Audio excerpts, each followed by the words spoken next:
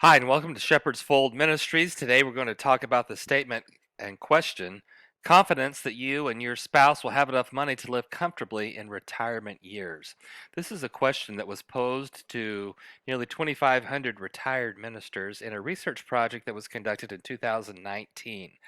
This was the first ever multi-denominational retired ministers study commissioned by Shepherd's Fold Ministries and conducted by the experts at Lifeway Research. Over 12 denominations were surveyed, and those who were surveyed were pastors, missionaries, staff members, ages 67 and older, or who had official retirement status. We measured the spiritual, physical, social, and financial health of each participant and found out which elements of living impacted most the well-being of these ministers. This was a study in which we needed 500 participants in order to have academic verifiable results. We had 5 times that amount. The research department says we are very, very confident in the results that we have.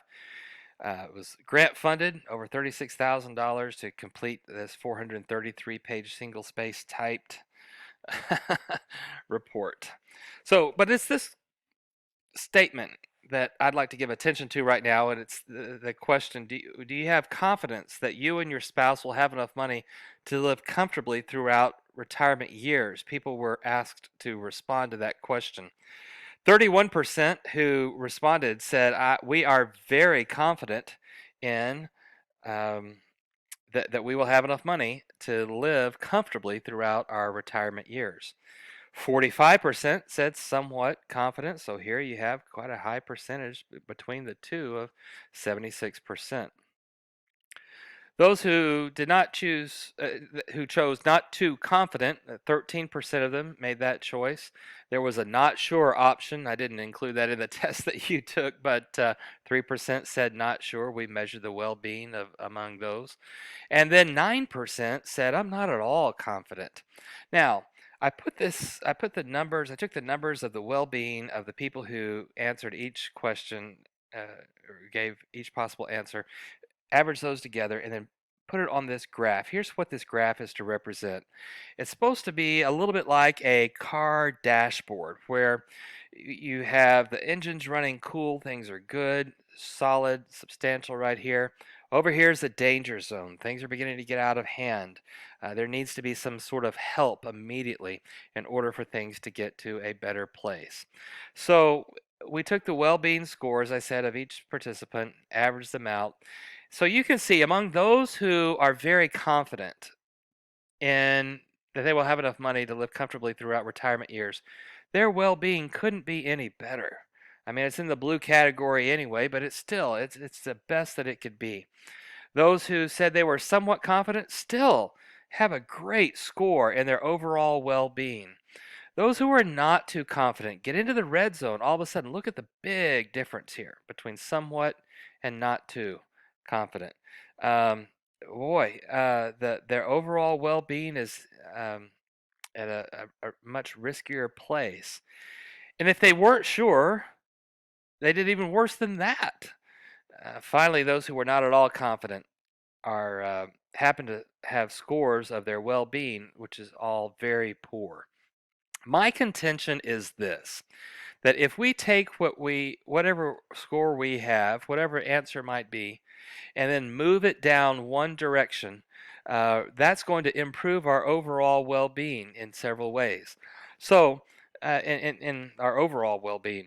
So we think if you're not at all confident, if you can move to at least not too confident or somewhat confident, I believe this research is indicating that we're going to see an improvement in the overall well-being that you will have. Well, how can we do that?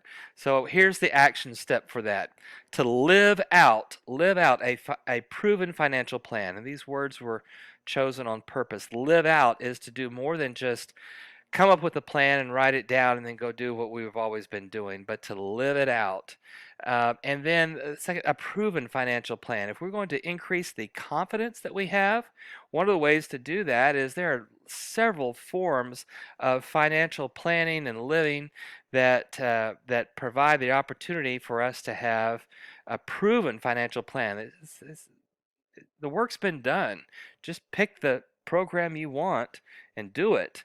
Now, there are going to be two elements of this as I've done my research across the various proven financial plans that can impact your well being. One is debt reduction. The lower the amount of debt, the better.